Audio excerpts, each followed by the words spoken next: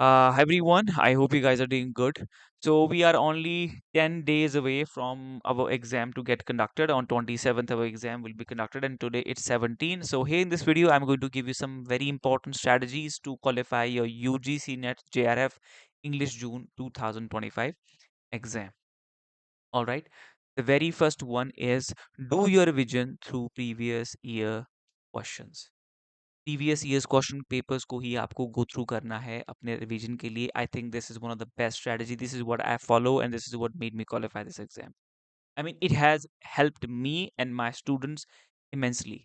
ये अप्रोच बहुत ज़्यादा आपको मदद करती है जब आप प्रीवियस ईयर्स क्वेश्चन पेपर्स के थ्रू अपना रिवीजन आप करते हो, क्योंकि वहाँ पे अगर उस चीज़ को आप रिवाइज करोगे, आपने बुक में हाईलाइट किया है, आपने अपने नोट्स बनाए हैं. आई नो दैट्स गुड कि आपने अपने हाथों से लिख के अपने नोट्स बनाए हैं, you are going through it, but जो revision previous years question papers का होता है वो आपको इमेंसली हेल्प करता है, क्योंकि वहाँ पे क्वेश्चन होता है. अगर आप गलत भी अगर आप उसका आंसर टिक करते हो या आप देते हो, तो वो चीज़ आपके माइंड में ज़्यादा रिटेन करती है.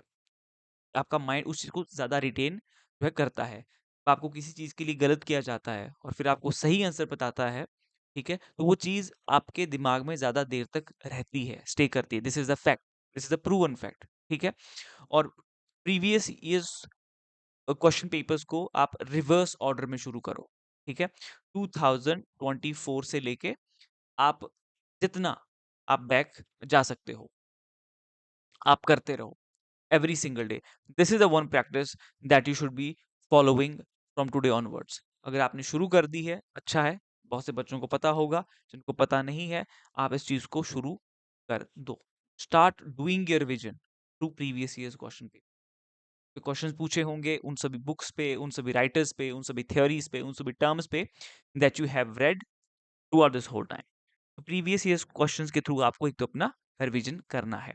Second tip, mainly it will be immensely helpful in your paper one. जो आपका पेपर वन है, आपका जो जनरल पेपर है, ठीक है? इसमें आपने क्या करना है, आपने रिसेंटली जो भी एग्जाम कंडक्ट आपके हुए थे, चाहे वो दिसंबर 2024 और आपका जून 2024 हो, इन दो साइकिल के आपने प्रीवियस ईयर्स क्वेश्चन पेपर निकालने हैं. और each and every topic on what the question is asked in those papers, आपको उनको मेक श्योर करना है कि आपको वो कॉन्सेप्ट्स क्लियर हो, ठीक है? आपको वो चीज़ें आती हों जो उसमें आपसे पूछी गई हैं, राइट?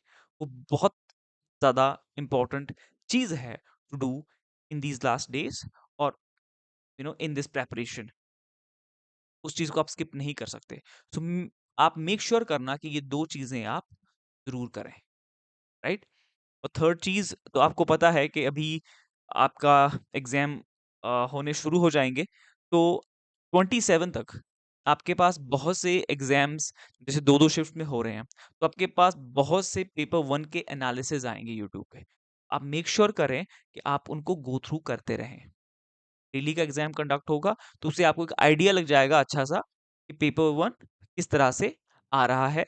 उसका पैटर्न, उसका फॉर्मेट वही रहेगा, आपके क्वेश्चंस भी रिलेटेड ही रहेंगे, ठीक है? उसके इर्द-गिर्द ही पूछे जाएँगे. तो ये 3 चीज़ें आपको मेक श्योर करनी है कि आप इन चीज़ों को फॉलो करें. और कुछ नया पढ़ने जा रहे हो तो ब्रिटिश लिटरेचर का मैं नहीं रिकमेंड करूँगा. हाँ, लिटरेरी थ्योरी है, आप उसमें डायरेक्ट टर्म्स हैं, कुछ वर्क्स के नाम हैं, कुछ थ्योरीज के नाम है, ठीक है? जो फैक्चुअल फैक्चुअल सी चीज़ें हैं, 1-1 2-2 लाइन्स की, 1-1 2-2 वर्ड्स की, आप उनको स्टडी कर सकते हो.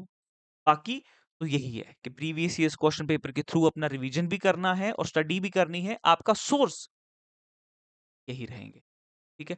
और अगर आप भी नेक्स्ट सेशन की तैयारी करेंगे, तो you can start with my professor note. और कोई भी इसके अलावा आपका डाउट हो, क्वेरी हो, do let me know in the comment section below. And this is number we have given here for other queries you have, right?